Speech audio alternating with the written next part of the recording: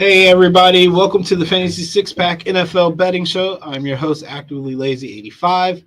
Back from a hiatus, but with a different background here. I'm in studio at ESPN Radio here in Richmond.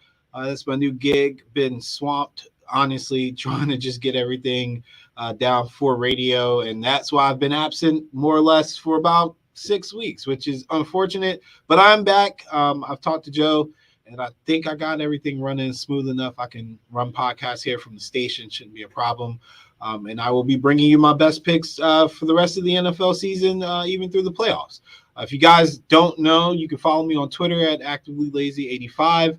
I do, from time to time, post tidbits there as well. Up-to-date college football bets that I see, NBA, all that stuff is going to start coming back as I get more and more acclimated with the job. Before we start, as always, the Fantasy Six Pack, all our content, everything, if you want to get involved with that, just go to fantasy6pack.net/plans. I'm still working on that intro to sign up. You can get access to all the betting advice along with award-winning rankings, custom advice. The Discord in and of itself is well worth it. I know you guys see Dylan and them always talking about it on the Sunday show. But I promise you, even in passing, I pick up information, DFS and gambling that does help me throughout the day, even when I don't comment. I get the alerts and, I check in on it.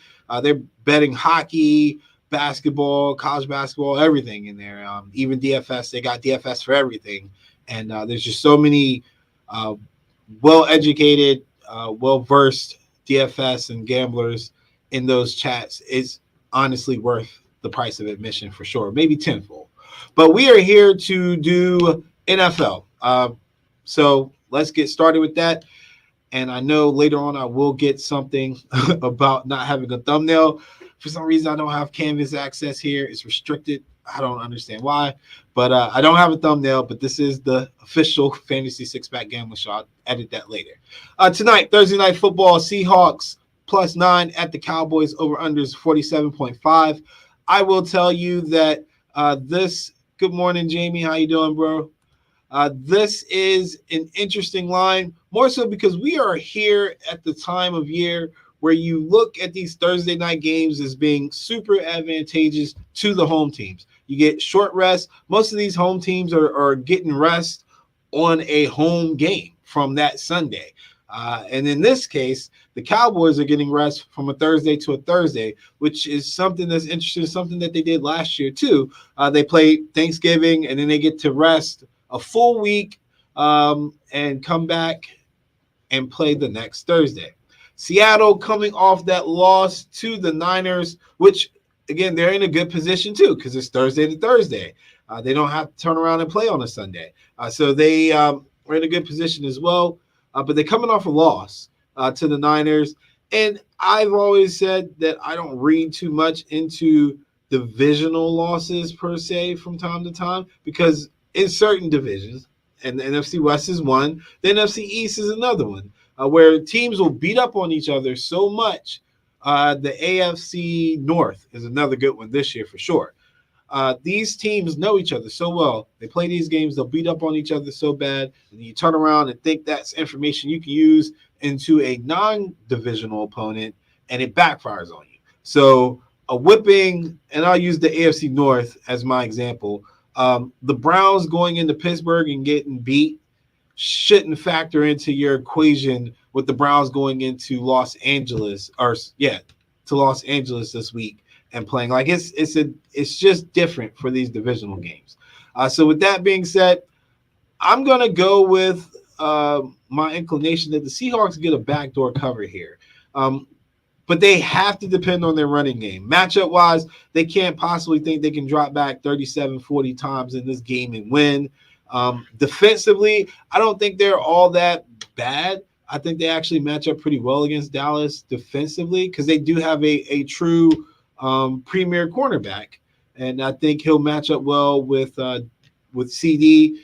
And from what I've seen in Dallas, everything's clicking. They're doing good, but they're still a little one-dimensional. That one dimension is just so fine-tuned that nobody's been able to really slow it down or stop it. I think the talent on Seattle is a little bit better than what Dallas has faced. And over the last 3-4 days, everybody's been talking about they haven't played a team with a winning record or haven't beat a team with a winning record. I think some of that's a little overblown. Like, they can't help it that the teams that they played suck. Nobody thought that the Giants would be the absolute worst team in the league, and here they are. So that's not Dallas's fault. Nobody thought that the Commanders wouldn't be able to figure out their left from their right. So again, that's not Dallas's fault. You beat people how you're supposed to beat them, and Dallas has done that. So I'm going to respect that, but also say that this Seattle team is game. And I think 9 is a good number. 9.5 is an even better number. I've seen that teetering between 9.5. Now, there's not a lot of stats behind it as far as the money percentage differential supporting that you should play Seattle. So I'm going with my personal hunch that I think Seattle covers tonight on something like a backdoor cover. That over under 47.5. I'm not sure, man. With these Thursday night games, you just never know about the over-unders. That's too much of a gamble for me. I'll stay away from it. But I will take this spread, which I think is just a tad bit too high. Gino was also playing a little hurt with, I think, a tricep issue against the Niners. Should be healthier this second go-around, which is 2 weeks removed from even being diagnosed with that injury. So I'm expecting a decent game out of him. And then for my Thursday night prop, Zach Charbonnet over 48.5 yards rushing, anytime score plus 120. I think it has a good chance to hit both ways, as a same game parlay and just as single plays as well. Kenneth Walker is doubtful. In the NFL, when somebody's doubtful, they typically do not play. Questionable, probable, high percentage that they're going to play. Doubtful, they're likely not going to play. So I like Charbonnet here. I think the strategy for Seattle has to be to put the ball on the ground a little bit more. They had 14 carries against the Niners last week. I think the weakness, if there is a thing for the Dallas Cowboys defense, is still attacking them head on the ground. So I feel like Charbonnet can get at least 20 carries. If he gets at least 20 carries, he's about 3 yards a carry. It should be doable.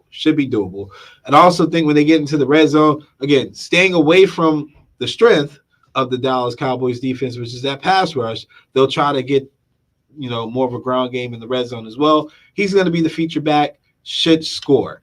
My second game, or my first game on my slate for the Westgate contest. So the Westgate contest, the lines are a little bit different. I'm giving you the lines that I see that like the best number that I've seen for said pick. Now, when I go to the Westgate book tomorrow to put my bets in, this line probably will be 3. I don't think I'm going to get 2.5. But if you're looking at the lines and wondering where that number is coming from, it's the best number that I can find. So in this case, I like the Niners. That 2.5 can be found on FanDuel. DraftKings has got it at 3. My bookie's got it at 3. I've seen some sites have it at 3.5, like Bet Online. But FanDuel still has it at 2.5. So I like that line, and that's the line I'm going to post. So Niners at the Eagles, over under 47.5. I'll tell you right now, I'm not a fan of the over. I think it's going to be rainy and wet as well. And to be honest, as a Niners fan, I'm well aware of how they travel from the West Coast to the East Coast. I don't think there's a bias with this particular team based on their travel schedule. Plus, we're getting 10 days, which is even better to get acclimated with the weather. The Niners are coming from a Thanksgiving game on Thursday.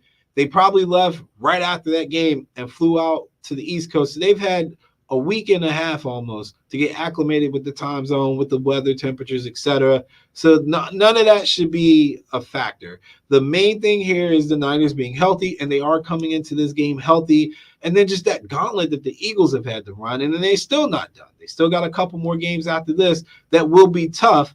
And this game is very important. If the Niners beat the Eagles and win the rest of their games, and the Eagles after this game drop a game, say against Dallas, then the tiebreaker for the number 1 seed goes to the Niners. So it's very important that the Niners win this game. It's very important that the Eagles win this game. So I don't expect that anybody is going to, overlook this or have any excuses.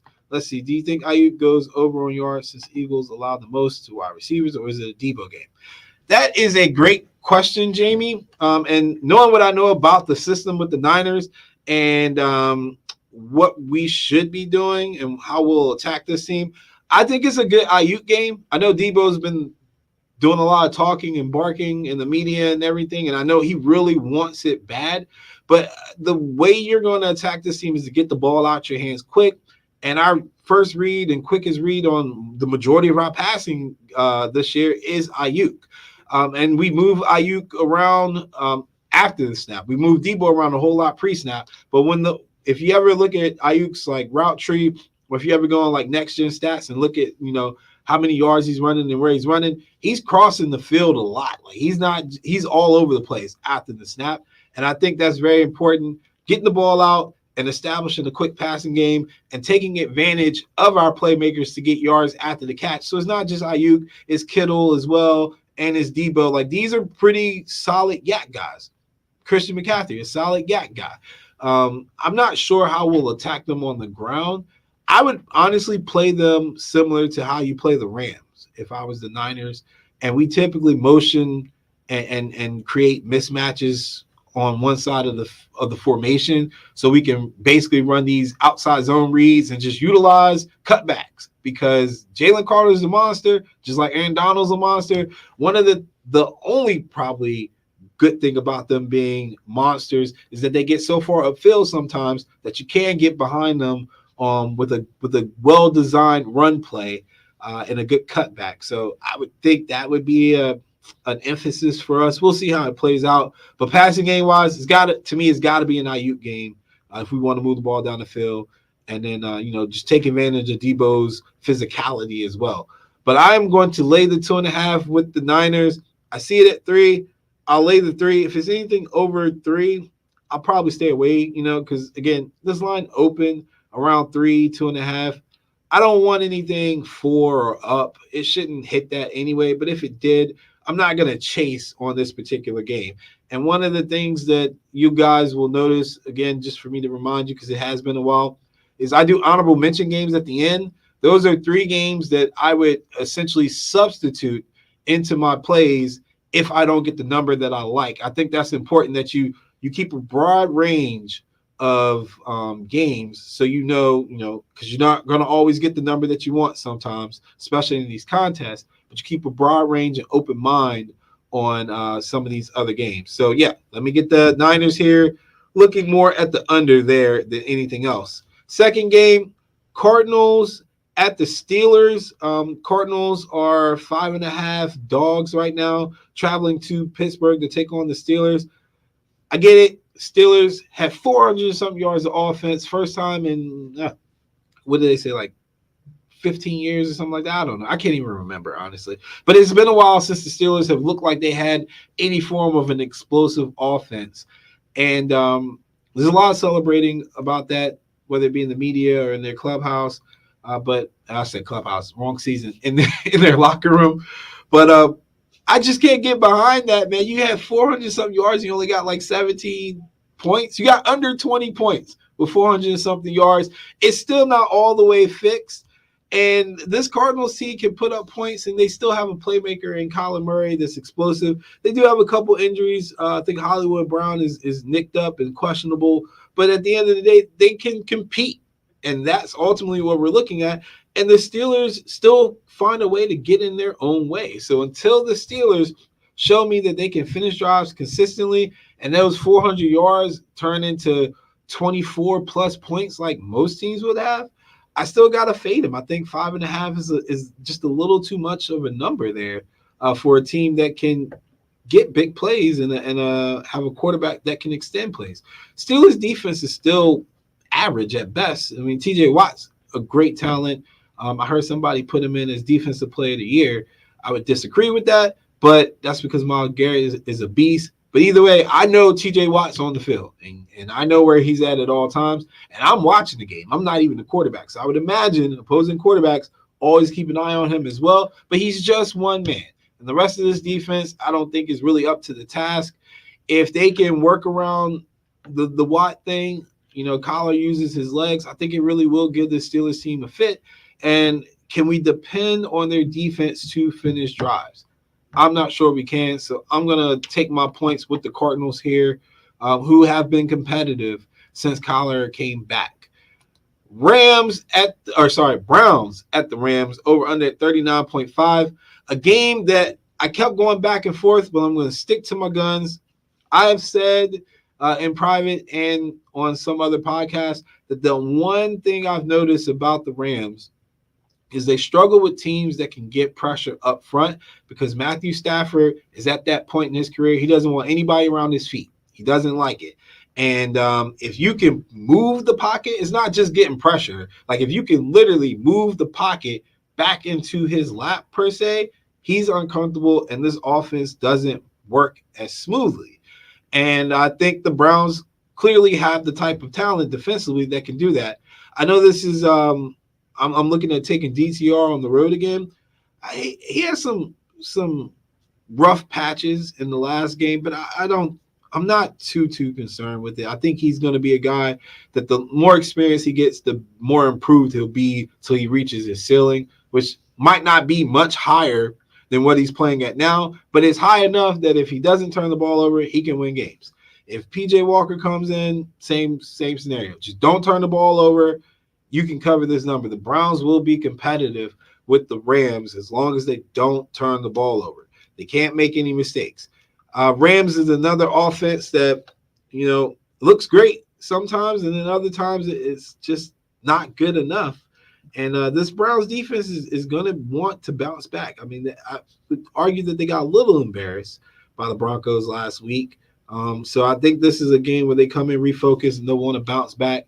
Let me get my points with the Browns. Speaking of the Broncos plus 3.5 at the Texans over under 47.5. I'm not sure if I still think the Texans should be favored by more than 3.5 against teams, man. Like, this Broncos team has been covering the number. And I don't have my phone with me to look it up, but I'm pretty sure they've covered their last 5 games, which means they're a hot team. I also have a running theory when watching the NFL. Teams that I think teams show their true colors around Thanksgiving and after. If a team comes into Thanksgiving just blazing hot against the number, they more than likely will carry that into December. I'm going to peg the Broncos as a team that's going to carry that covering into December, and I'm going to take a chance here, go contrarian. I don't think a lot of people think that they're going to cover here, but I wouldn't be surprised if they win outright. This team it's not pretty, but they're getting it done. And Stroud is a good. That's understanding. He's an amazing rookie quarterback. But again, I don't think the Texans as a team should be favored more than a field goal against anybody right now. Anybody that's playing good football right now. I'll paraphrase that. So I think the Broncos are playing good football, should be competitive, should be close. Let me get my points with the Broncos. And this pick even shocked me, man. I usually do 2 favorites, 3 dogs throughout the NFL season when I'm doing these contests where you only get 5 picks. Sometimes it backfires against me, but I've been consistently 60% or better in these scenarios when I do 3 dogs and 2 favorites. So I was looking for a second favorite. If you guys remember, the Niners was my first favorite. Landing on the Chargers. I will say I don't have any favorites in my honorable mention pick. So that might deter me a little. But I'll be honest, I don't think the Patriots are good. And they got so many issues at quarterback and in general. Bill's on his way out. If he's really staying around to pass Shula, it might take him 10 more seasons at this rate. Mac Jones is a bust. That's some of his doing, some of the Patriots doing as well as an organization. But he's a bust, and they don't have a lot of talent. And if there's one way to look good for a struggling defense, is to play a god-awful offense like the Patriots. If the Patriots can score more than 17 points on the Chargers, Staley should be fired, win or lose. I'm going to say that right now. He should be fired, win or lose. That would be embarrassing. They can't possibly they can blow this game, but they shouldn't. Like, honestly, Staley's coaching for his job. this team still probably has a long shot hope of getting into the playoffs. And just in general, the Patriots are so bad, man. They got to win this game. I laid the 5.5 with the Chargers. I think they win by at least a touchdown, just because the Patriots are so bad. Hoping to see some turnovers from Zappe and Mac Jones. I love Zappe, but I'm assuming he's going to play. I saw they put Will Greer back on the practice squad. Not sure what that's for. I don't understand some of these things that they do, but everybody thinks Bill's just some genius, which, I mean, at the time he was, but I think the game has passed him by as a GM for sure. And so he's got limited talent, and the Chargers should beat up on a sorry team in the Patriots here. There is a couple injury notes with him, with the Chargers. Keenan Allen, I think, is questionable. I'm still anticipating that he'll play. I'll play through it, but I keep an eye on that. And then I think there was one other game that I had picked that I forgot to mention somebody. Oh, that's in my honorable mention. Sorry. I'll get to that later. Never mind. Chiefs and Packers, my honorable mention. First one, Packers +6. I'm still a little mad that the Chiefs covered last week. I still don't feel like they deserve that cover. I just think some of that was just the Raiders just being silly, man. Like that fourth down play that they went for it on was goofy. That didn't work. And then just the unnecessary, like the last play on the fourth down, like I don't even know what to make of that. It was just dumb. But the Chiefs ended up covering, and I think this line is a little bit inflated. Packers, another team playing pretty decent football. I think the Lions are a team trending down, and the Packers caught them at the right time. And then there's that division component where the familiarity of playing a divisional opponent helps. But they just looked smooth and like they had figured something out. And I'm willing to take a slight chance on them to cover this against the Chiefs and keep it interesting. Jordan Love's just good enough as an athlete to get out the way of the pressure, and I think the speed of their offense, especially on the outsides, are just good enough with Jordan Love being able to throw the ball with some air under it to give this Chiefs defense a little bit of pause. So I am going to side with the Packers here. And again, that's my honorable mention, a game that I'll probably throw in.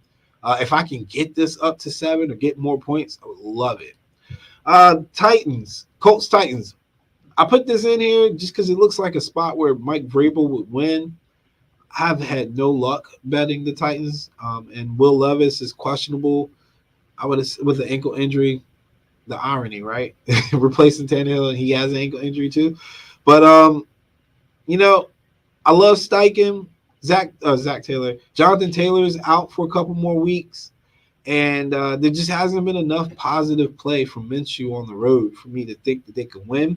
And it almost seems like a little bit of a trap. Like, from a gambling aspect, you look at this game, you're like, the Colts got to win. Will Levis hasn't looked good. This Titans team has pretty much been tanking. What do they have to play for? And honestly, these are the spots where Mike Vrabel thrives. He finds a way to win. So I'm thinking Minshew has one of those games where he throws like two, three interceptions, and Titans get a couple short fields and make it work. And boom, we got upset. So let me get the Titans here. Probably won't throw it in any of my contests. We'll turn around and put it in like a long shot parlay play. Last game. This is the game I was talking about with the injury concern. The Lions at the Saints. Saints +4. The injury concern is Chris Olave. He had a concussion. I'm not sure if he's getting through concussion protocol or not. It is Thursday as of yesterday. He hadn't participated, so just keep an eye on it. If Olave doesn't play, I'm definitely not touching the game. But I will say that the Lions have been really, really shaky since they've come out of their bye. And I point to the bye because when they came out their bye, if I recall, I think they had the Chargers fresh out the bye. The line was like 3 in a game where, you would think they would have blown them out, but the defense just got lit up, and then Goff took a little bit of time to come around. That didn't look good. And then they played the Bears. Again, didn't quite look good defensively or offensively. And then they turned around and played the Packers. Again, did not look good. So I got 3 weeks in a row where this team hasn't looked that good, and I'm getting a number that is actually pretty high for a team that makes games ugly and finds a way to cover in spots like this. Now, if the Saints were favored, even if they were favored by 1, I would fade them immediately. But as a 4-point dog, that's just the right number for me to flip around and say, I'll take the Saints, man. Just for the love of God, Dennis Allen, please stop trying to kick field goals with that kicker. The kicker's terrible. I think the Packers has the brother, or maybe it's the Raiders, and the Raiders have the brother. But either way, the Saints kicker is terrible. Stop kicking with them. But this is an ugly enough game. I think the Saints find a way to win. People will probably be shocked at the end of it, say that the game's rigged, but I don't think so. I just think the Lions are just a team declining right now at the wrong time. They've got plenty of distance between them and their division, I think, to still make it to the playoffs, but would not be surprised if they're a team limping into the playoffs. And it's just a lot of that is Jared Goff hasn't played mistake-free ball in the last couple of weeks, and this defense has just been giving up points, man. So David Montgomery's on the injury report, but he'll probably play. And again, my biggest concern is Chris Olave for the Saints. But if Olave is fine, give me the +4. All right, so that is all of my picks this week for the games that I like. I don't recommend betting every single game, so I'm not going to give you every single game. But if you have any immediate questions, find me on the Discord, send me a tweet, direct message me, just any kind of way. Reach out to me and I'll let you know what I think. Good luck to you guys this week. For the season, I am at 59%. And I only hesitate to say that because it's give or take 59%. Obviously not super happy about it. The guy winning the contest right now is like 75%. He's phenomenal. I wish I could get that high. The highest I've ever been is 64%. So I'm gonna no problem, Jamie. I'm going to work on that. But again, we've got 5 weeks left, man. So anything can happen. You know, you hit a if you're in a contest, you hit a runner. This is great.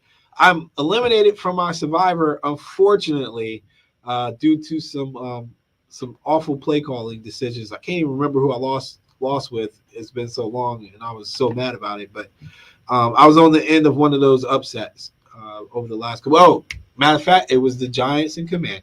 Yep. The Commanders got me. So, just stay the course. You got 5 weeks. Good luck to you guys who are doing fantasy playoffs. But if you're a gambler, every week is a new week from here on out, man. You know, you could hit a streak. I could bump my percentage up to 67%. You know, if I got lucky enough and went 5-0 for the last 5 weeks, and that would probably put me in the top 10. And I've seen that happen. If you're in a contest, I have seen people turn it around in these last 5 weeks and make a run on people. So stay the course. If you got your little system, keep working that system. Tweak it while you can, but don't get turned off by these crazy variances like what we just saw last week where all these favorites won. All right. So good luck to everybody.